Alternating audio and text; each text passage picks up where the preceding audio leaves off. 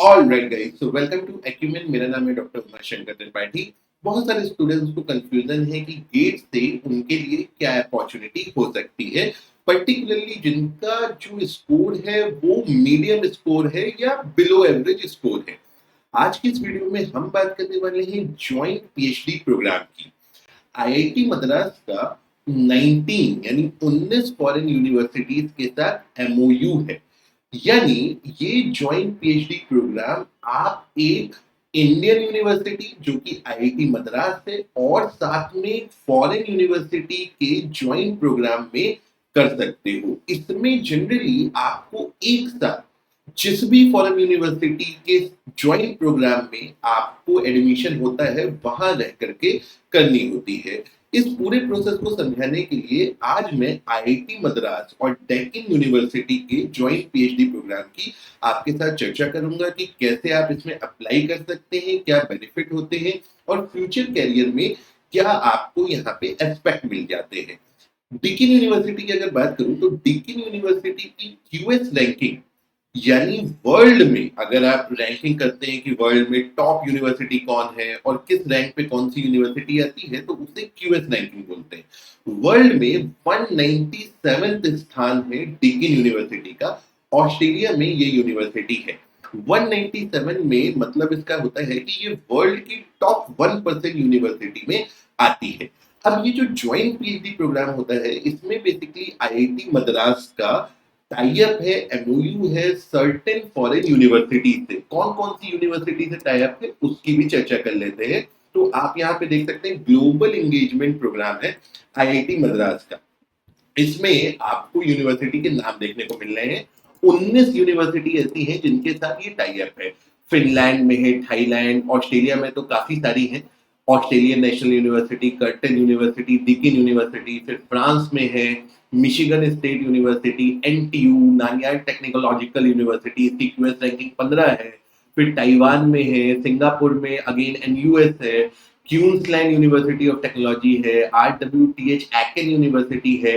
ये सारी यूनिवर्सिटीज जो है आपका आईआईटी मद्रास के साथ टाई अप में है, एमओयू के साथ है। मतलब अगर आप ज्वाइंट पीएचडी प्रोग्राम में एडमिशन लेते हो तो कुछ समय आप इस यूनिवर्सिटी में जो कि सामान्यतः 1 साल होता है वहां पे बिता सकते हैं। तो जानते हैं आईआईटी मद्रास और डेक्कन यूनिवर्सिटी के ज्वाइंट पीएचडी प्रोग्राम के बारे में। कई इस वीडियो को पूरा देखिएगा। गेट स्कोर होल्डर्स के लिए सबसे बड़ी समस्या ये है कि उनको सारी अपॉर्चुनिटीज पता नहीं होती है। गेट स्कोर आने के बाद बहुत सारे ऐसे ऑप्शंस होते हैं जो आपको रिलेटिवली आसानी से मिल जाते हैं, बस आपको जानकारी होने की जरूरत है।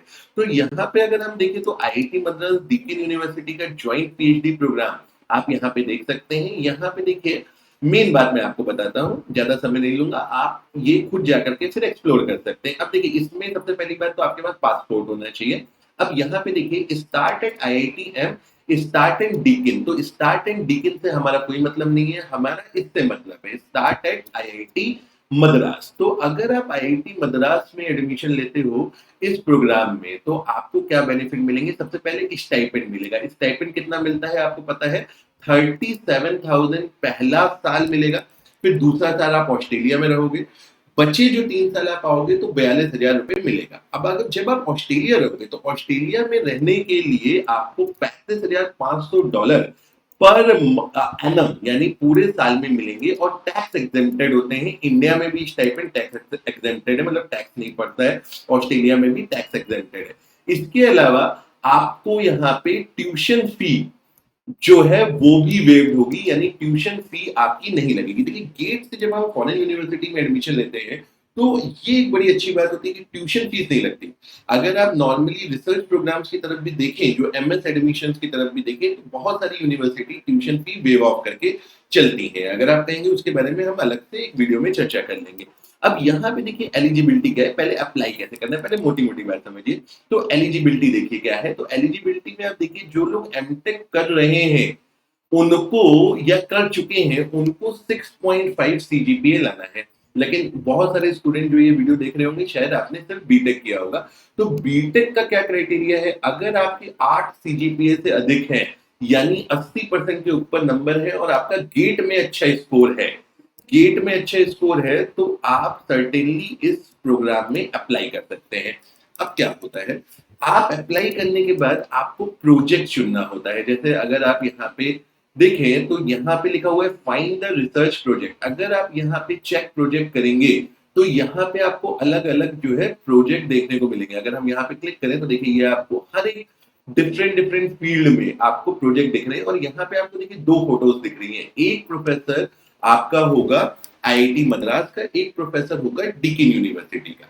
ठीक है, तो कोई जो भी टॉपिक में आपको इंटरेस्ट लगे आप उसके हिसाब से अप्लाई कर सकते हैं। अप्लाई करने का प्रोसेस यहाँ पे सारी चीजें यहाँ पे दी हुई हैं, वो आप यहाँ पे कर सकते हो। सो गाइस यहाँ पे बहुत अच्छी अपॉर्चुनिटी स्टूडेंट्स को मिलती है इस ज्वाइंट पीएचडी प्रोग्राम की तरफ।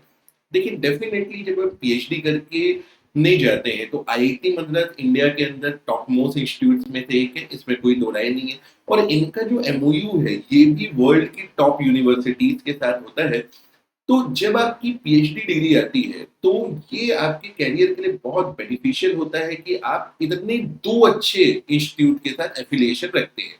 जो एक साल आप ऑस्ट्रेलिया या फॉर दैट मैटर किसी भी कंट्री में जाकर के रहेंगे, वहां पे जो आपके ग्लोबल कनेक्ट बनते हैं वो आपको लाइफ लॉन्ग हेल्प करते हैं, और पीएचडी के बाद जो है बहुत अच्छे एस्पिरेशनल कैरियर बनाने में आपकी सहायता करते हैं। तो भाई ज्वाइंट पीएचडी प्रोग्राम एक अच्छा ऑप्शन है, खासकर अगर आपका स्कोर जो है वो बहुत अच्छा नहीं आया है, एक मिडिल में कहीं स्कोर है या थोड़ा लोअर मिडिल साइड में भी स्कोर है, तो डेफिनेटली आपको ये अपॉर्चुनिटी को एक्सप्लोर करना चाहिए।